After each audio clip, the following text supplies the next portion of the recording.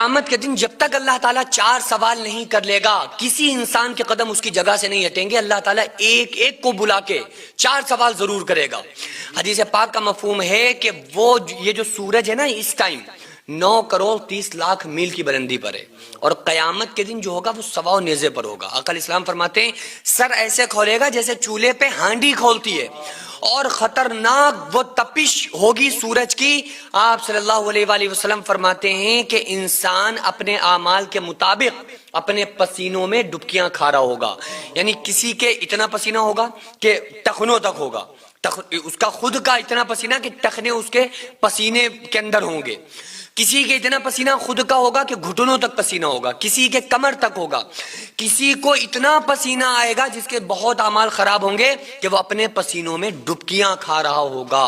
آقا علیہ السلام نے ارشاد فرمایا آنسو ختم ہو جائیں گے روتے روتے تو آنکھوں سے خون جاری ہو جائے گا اور اللہ تعالیٰ ہر انسان کو, ہر بندے کو قیامت کے دن اپنے سامنے کھڑا کر کے جب تک کہ 4 سوال نہیں کر لے گا انسان کے قدم اس کی جگہ سے نہیں ہٹیں گے. اللہ فرمائے گا, پہلا سوال کرے گا کہ اے میرے بندے بتا میں نے تجھے زندگی دی تھی تو نے کہاں لگائی. کیونکہ جو زندگی ہم جی رہے ہیں ہماری زندگی کا مقصد ہمیں غلط بتا دیا گیا کہ پیسہ کماؤ, بڑے آدمی بنو, یہ کرو وہ کرو. لیکن اللہ نے مقصد کیا بتایا زندگی کا؟ وما خلقت الجن والانس الا لیعبدون, کہ میں نے جنات اور انسان کو اس لیے پیدا کیا کہ میری عبادت کریں اور اسی کی عبادت کے لیے ٹائم نہیں ہے. تو اللہ تعالیٰ یہ سوال قیامت کے دن کرے گا کہ اے میرے بندے, اے میری بندی, میں نے تجھے جو زندگی دی تھی تو نے وہ زندگی کہاں لگائی. پہلا سوال تو بندے کو حساب دینا ہوگا. اسی کے لیے کہا گیا نا 50,000 سال کا ایک دن ہوگا. اور اللہ جو کہہ رہا ہے بتا رہا ہے اس کے بارے میں کہ یا ایھا الناس اتقوا ربکم, اے لوگوں اپنے رب سے ڈرو. ڈرنے کا مطلب یہ تھوڑی کہ وہ لاٹھی ڈنڈا لے کے آئے گا. ڈرنے کا مطلب یہ ہے کہ اللہ نے اپنے عذابات سے ڈرایا ہے. ان زلزلۃ الساعۃ شیء عظیم, اے لوگوں قیامت کا زلزلہ بڑا خوفناک ہے. وہ کیسا ہے؟ یوم ترونہا تذہل کل مرضعۃ عما ارضعت وتضع کل ذات حمل حملہا. تم اس دن دیکھو گے کہ ہر ماں اپنے دودھ پیتے بچے کو بھول جائے گی. ہر حمل والی عورت جو پریگننٹ ہوں گی وہ عورتیں اپنے حمل کو ساکت کر دیں گی. وتری الناس سکارا, تم لوگوں کو نشے کی حالت میں دیکھو گے. وما ہم بسکارا, حالانکہ وہ نشے میں نہیں ہوں گے. پھر نشے میں کیوں لگ رہے ہوں گے؟ کیونکہ ولکن عذاب اللہ شدید, اللہ کا عذاب ہے ہی بڑا سخت. تو اللہ تعالیٰ اس زندگی کے بارے میں جو اس نے زندگی ہمیں دے کر اس دنیا میں بھیجا ہے کہ جاؤ اپنے رب کو راضی کر کے آؤ, اس کے بارے میں قیامت کے دن پوچھے گا کہ اے میرے بندے میری بندی جو میں نے تجھے زندگی دی تھی وہ تو نے کہاں لگائی. دوسرا سوال, میں نے تمہیں جوانی دی تھی وہ کہاں لگائی. اسی کے لیے جوانی کی عبادت کو بہت زیادہ اہمیت دی گئی ہے. جوانی کی عبادت کو اللہ تعالیٰ قبول کرتا ہے. جوانی کی توبہ کو پہ اللہ تعالیٰ راضی ہوتا ہے, خوش ہوتا ہے. جب کوئی جوان بندہ اللہ کے سامنے روتا ہے تو اللہ تبارک و تعالیٰ اس کی دعاؤں کو قبول کرتا ہے, فرشتوں میں رشک فرماتا ہے, فخر فرماتا ہے.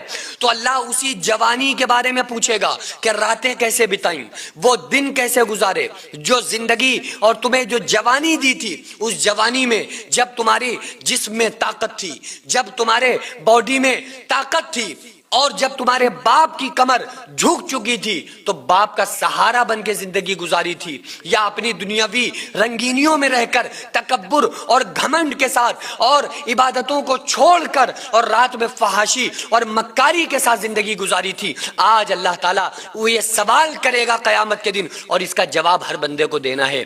تیسرا سوال اللہ پوچھے گا کہ اے میرے بندے یہ بتا تو نے اپنے علم پر کیا عمل کیا تھا.